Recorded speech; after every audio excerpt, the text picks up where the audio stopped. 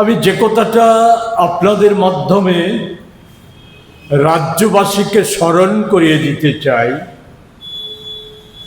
যে বিজেপি, মোদী সরকার আর তাদের পরিচালিত ডাবল ইঞ্জিনের সরকার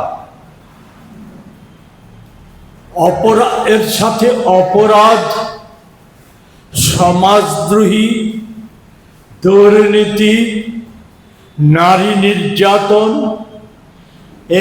একে অপরের পরিপূরক হয়ে উঠেছে। এদের ডিএনএতেই এই সমস্ত কিছুই আছে।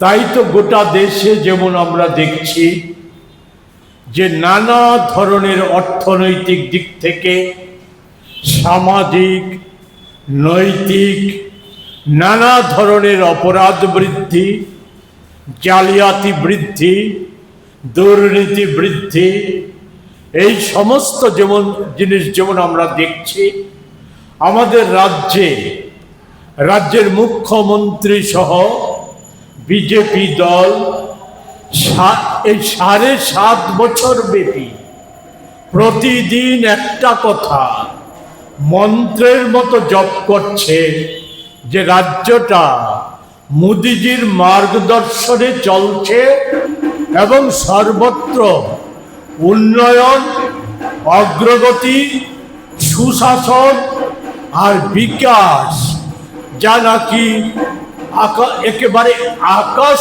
ছোঁয়া ভারতবর্ষের মধ্যে নজিরবিহীন অবস্থা সৃষ্টি করেছে। আমি সেই সম্পর্কিত বিষয়ে আজকে বিশদে বলতে চাই না। আমি শুধু এই সম্প্রতি অগাস্ট মাসে গত 15 দিনে কিছু তথ্য তুলে ধরে আপনাদের মাধ্যমে রাজ্যের মুখ্যমন্ত্রী, রাজ্যের পুলিশ প্রধানের কাছে জানতে চাইব, এটাই কি সুশাসন? এটাই কি বিকাশের লক্ষণ? এটাই কি দুর্নীতি মুক্ত রাজ্য শাসনের লক্ষণ?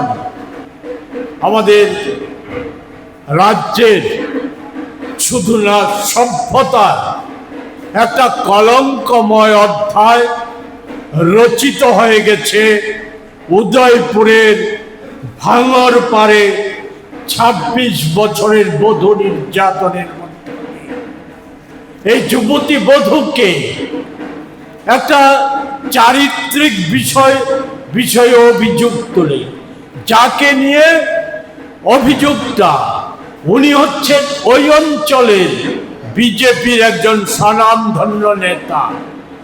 উনার সাথে চারিত্রিক বিষয়কে জড়িয়ে সেখানকার বুথ প্রেসিডেন্ট এবং বিজেপির অন্যতম নারী নেত্রীর নেতৃত্বে কিছু মানুষ সেখানে যুবতী বধূকে হাত পা বেঁধে রাস্তায় এনে ড্রেইনে ফেলে দিয়ে তাকে সেখানে প্রকাশ্য দিবালোকে চুল কেটে দেওয়ার মতো বিভৎস নারকীয় ঘটনা সংঘটিত হয়েছে।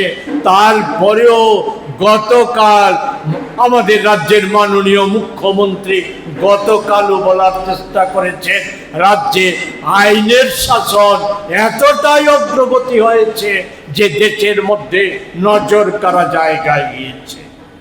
উদয়পুরে এই ঘটনা যখন ঘটছে সেই সময় তার রেশ কাটতে না কাটতে বিশালগড়ে, যেটা এই সময়ে বলা যায় আমাদের রাজ্যের অপরাধ জগতের বদ্ধভূমিতে পরিণত হয়েছে বিশালগড়ে 24শে আগস্ট আমাদের মনে করিয়ে দিচ্ছে আজ থেকে 1 বছর আগে উদয়পুরের জনপ্রিয় মেধাবী শিক্ষক অভিজিৎ বাবুর নারকীয় হত্যাকাণ্ডের ঘটনা।